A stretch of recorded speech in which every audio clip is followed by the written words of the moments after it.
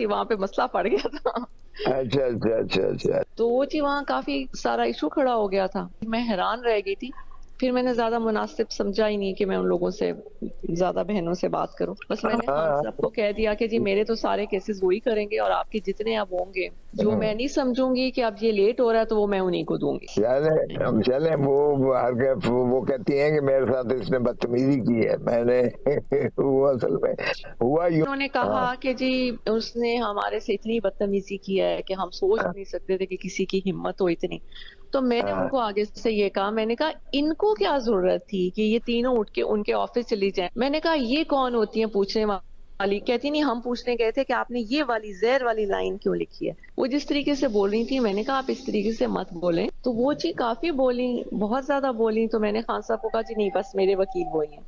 तो मैं फिर उठ के आ गई। मैं बदतमीजी करने वाला हूँ ही नहीं। मैंने जरूर ये कहा है कि देखें बार बार आप प्लीज मत इसको इंसिस्ट करें। आप मुझे आप करने दें जिस तरह से मैं तो मुनासिब। उन्होंने इसी ये नहीं बात को कहा। उन्होंने कहा जी बदतमीजी करी आप। मैंने क्या बदतमीजी करनी थी?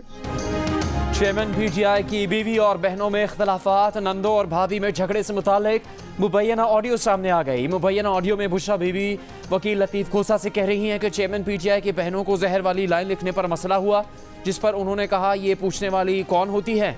बहनों का कहना था वो लतीफ़ खोसा के दफ्तर ये पूछने गई थी कि जहर वाली लाइन क्यों लिखी है। लतीफ़ खोसा ने उनसे बदतमीजी की। बुशरा बीवी ऑडियो में कह रही हैं कि उन्होंने इस मामले पर ज़्यादा बहस करना मुनासिब नहीं समझा और खान को ये कहकर चली आईं कि उनके तमाम केसेस लतीफ़ खोसा ही लड़ेंगे।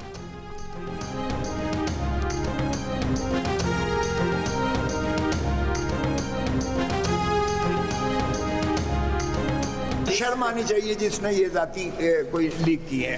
अगर इस किस्म की कॉन्वर्सेशन क्लाइंट और वकील के दरमियान होती है जिसने लीक की है उसे शर्म आनी चाहिए। ये जेल की बात कर रहे हैं आप, जेल में जो बात लीक कौन कर रहा है सर? मुझे क्या पता। लतीफ़ खोसा ने ऑडियो की तस्दीक कर दी। कहा जो ऑडियो लीक में मुलविस हैं उन्हें शर्म आनी चाहिए।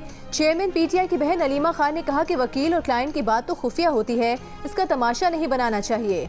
ऑडियो पर नहीं केस पर फोकस करें। जरूरी ये है कि खान साहब को इंसाफ मिले। बिलावल भुट्टो के एक तीर से कई शिकार। तहरीक इंसाफ को महंगाई का जिम्मेदार और मुस्लिम लीग नून को नाकाम करार दे दिया। मुस्लिम लीग नून को पाकिस्तान महंगाई लीग का नाम दे दिया। सियासत के शोबाज का तंज मार दिया। कोयटा में पीपल्स पार्टी के यौम तासीस पर जलसे से खिताब में कहा महंगाई का मुकाबला करने के लिए इज्जत और जरदारी जैसी हिम्मत चाहिए। लोगों की जेबों पर पैसा डालना है तो पीपल्स पार्टी को कामयाब करवाना है ताकि आवाम महंगाई को बर्दाश्त कर सके, गुर्बत का मुकाबला कर सके। पीपल्स पार्टी का मुकाबला गुर्बत और महंगाई से है जिसकी वजह से आवाम पिस रहे हैं। बिलावल ने अगली बारी फिर जरदारी के नारे भी लगवा दिए। पहले पाकिस्तान आने वाली भारतीय खातून अंजू साबिक शौहर से तलाक लेने और अपने बच्चों को पाकिस्तान लाने के लिए वापस भारत पहुंच गई। भारतीय मीडिया से गुफ्तगू में अंजू के शौहर नसरुल्लाह ने कहा कि अंजू भारतीय अदालत में पहले शौहर से तलाक लेने और बच्चों की हवालगी के लिए कानूनी रास्ता इख्तियार करने भारत गई है।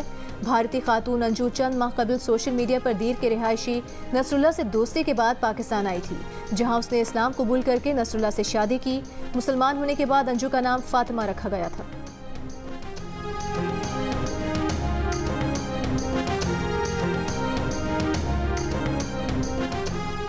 सिख रहनुमाओं के कत्ल और साजिश पर भारत के खिलाफ आलमी दबाव बढ़ गया। अमेरिका में भारतीय शख्स पर सिख रहनुमा के कत्ल की साजिश की फर्द जुर्म के बाद कनाडा ने भी भारत से हरदीप सिंह निज्जर के कत्ल केस की तहकीकात में मजीद ताउन का मुतालबा कर दिया।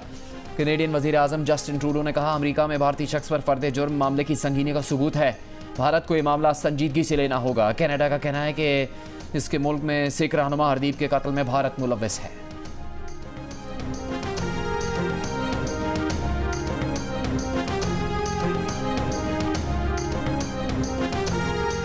अमेरिका के साबिक वजीर खारिजा हेनरी किसिंजर 100 साल की उम्र में इंतकाल कर गए। हेनरी किसिंजर आखिरी वक्त तक इंतहाई फ़ाल रहे।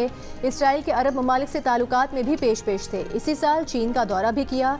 हेनरी किसिंजर 1970 में सदर निक्सन के दौर में वजीर खारिजा थे। किसिंजर के दौरे में अमेरिका और चीन के ताल्लुकात बहाल हुए। अमरीकी मफाद की आड़ में इंसानी जानों के नुकसान पर उन्हें सख्त तनकीद का सामना भी रहा। वक्त से पहले कतर पहुंचने पर जर्मन सदर को आधे घंटे कतर एयरपोर्ट पर इंतजार करना पड़ गया। हमास की कैद में जर्मन कैदियों की रिहाई के मुज़ाकरात के लिए जर्मन सदर कतर पहुंचे तो सिक्योरिटी भी थी, रेड कार्पेट भी था, पर बाज़ाब्ता इस्तकबाल के लिए कतरी एहलकार न होने पर जर्मन सदर तैयारे के दरवाजे पर आधा घंटा हाथ बांधे खड़े रहे। शान मसूद